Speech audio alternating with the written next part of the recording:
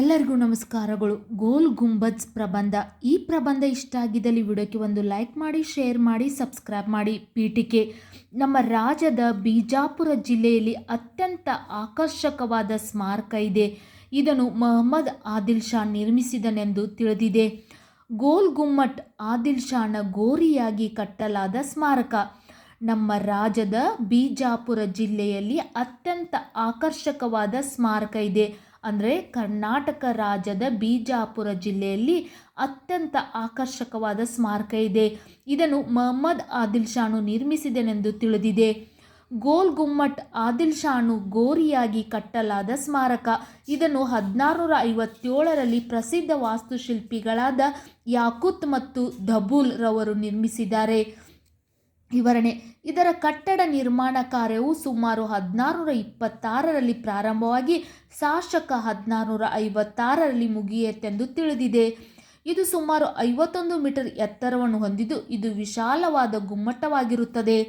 ಇದರ ವಿಶೇಷ ಆಕರ್ಷಣೆ ಎಂದರೆ ಇದರೊಳಗಿನ ಪ್ರಧಾನ ಕೊಠಡಿಯಲ್ಲಿ ಪ್ರತಿ ಶಬ್ದವು 7 ಬಾರಿ ಪ್ರತಿಧ್ವನಿತವಾಗುತ್ತದೆ.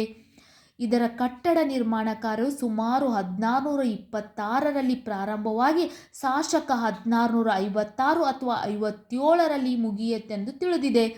ಇದು ಸುಮಾರು 51 ಮೀಟರ್ ಎತ್ತರವನ್ನು ಹೊಂದಿದ್ದು ಇದು ವಿಶಾಲವಾದ ಗುಮ್ಮಟವಾಗಿರುತ್ತದೆ. ಇದರ ವಿಶೇಷ ಆಕರ್ಷಣೆ ಎಂದರೆ ಇದರೊಳಗೆ ಪ್ರಧಾನ ಕೊಠಡಿಯಲ್ಲಿ ಪ್ರತಿ ಶಬ್ದವು 7 ಬಾರಿ ಪ್ರತಿಧ್ವನಿಯಾಗುತ್ತದೆ.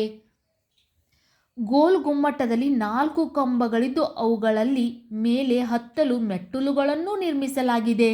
ರೋಜಾಕ್ಕೂ ಮೀರಿದ ಕಟ್ಟಡವನ್ನು ರಚಿಸಬೇಕೆಂದು ಮೊಹಮ್ಮದನು ವಿಜಯಪುರದಲ್ಲಿ ಗೋಲ್ ಗುಮ್ಮಟ್, ವಿಜಯಪುರ ಅಂದರೆ ಬಿಜಾಪುರದಲ್ಲಿ ಗೋಲ್ ಗುಮ್ಮಟ್ ಎಂಬ ಸಮಾಧಿ ಮಂದಿರವನ್ನು ನಿರ್ಮಿಸಿದನು.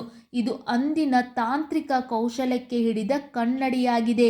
ಅಂದರೆ ಯಾವ ರೀತಿ ಆ ತಾಂತ್ರಿಕ ಕೌಶಲ್ಯ ಹೊಂದಿತ್ತು, ಆ ಕಾಲದಲ್ಲಿ ಇಷ್ಟೊಂದು ಅದ್ಭುತವಾದಂಥ ಕಟ್ಟಡವನ್ನು ನಿರ್ಮಿಸಿದರು ಎಂದು ಹೇಳ್ಬೋದು. ಇನ್ನು ಗೋಲ್ ಗುಮ್ಮಟವು ಜಗತ್ತಿನ 2ನೇ ಅತಿ ದೊಡ್ಡ ಗುಮ್ಮಟವಾದರೆ ಭಾರತದ ಅತಿ ದೊಡ್ಡ ಗುಮ್ಮಟವಾಗುತ್ತದೆ. ಇದು ನಮ್ಮ ದೇಶದ ಅತಿ ದೊಡ್ಡ ಗುಮ್ಮಟ. ಆಮೇಲೆ ಈ ಪ್ರಪಂಚ, ಈ ಜಗತ್ತಿನಲ್ಲೇ ಇದು 2ನೇ ಗುಮ್ಮಟ ಎಂದು ನಾವು ಹೇಳ್ಬೋದು. ನಿಮಗೂ ಕೂಡ ಗೋಲ್ ಗುಮ್ಮಟ್ ಪ್ರಬಂಧ ಇಷ್ಟ ಆಗಿದ್ದಲ್ಲಿ ವಿಡಿಯೋಕ್ಕೆ ಲೈಕ್ ಮಾಡಿ, ಶೇರ್ ಮಾಡಿ, ಸಬ್ಸ್ಕ್ರೈಬ್ ಮಾಡಿ. Thank you.